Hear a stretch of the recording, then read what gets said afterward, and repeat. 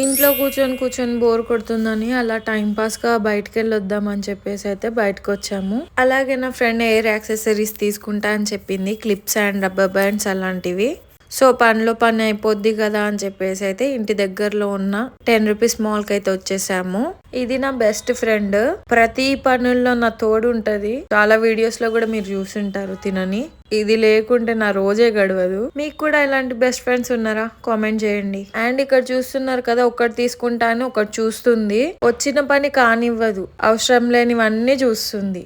సరేలే దాంతో పాటు నేను కూడా చూస్తా అని చెప్పేసి అయితే చూస్తుంటే నాకు ఇలా మనం చిన్నప్పుడు పావులు ఆడుకునే వాళ్ళం కదా, అలా చిన్న చిన్న పావులు నా దగ్గర ఉండేటివి. చిన్న చిన్న బిందెలు, గ్లాసులు, ప్లేట్స్ అలా మా అమ్మ నాకు ప్రతిసారి జాతరకి వెళ్తే నాకు కొనిచ్చేది.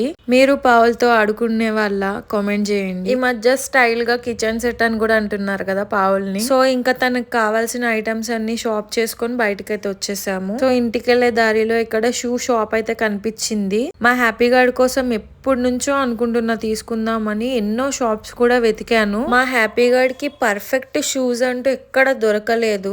మీరు అనుకోవచ్చు అంత పాపకి దొరకవా ఎక్కడ అని చెప్పి, బట్ తన కాళ్ళు చాలా చిన్నవి, సో ఎక్కడ దొరికేవి కాదు. సో నేను వెతకని షాప్ అంటూ లేదు. ప్రతి ఒక్కరు ఒకటే మాట చెప్పేవారు, మీ పాప కాళ్ళు చాలా చిన్నగా ఉన్నాయి అని చెప్పేసి. ఇంకొన్ని డేస్ ఆగితే వస్తాయి కదా అని చెప్పేసి ఇంకా వెయిట్ చేశాను. ఫైనల్ గా అయితే ఒక షాప్ లో అయితే దొరికాయి. నేను సైజ్ చెక్ చేశాను, పర్ఫెక్ట్ గా వచ్చాయి. అందుకే మీరు చూడండి, అది నడవడానికి కూడా ఇబ్బంది పడుతుంది. ఫస్ట్ టైం అది షూస్ వేసుకొని నడవడం.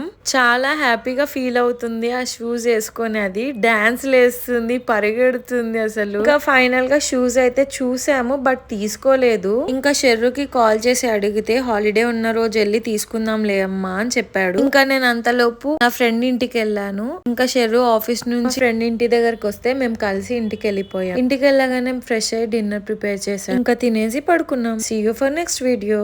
సబ్స్క్రైబ్.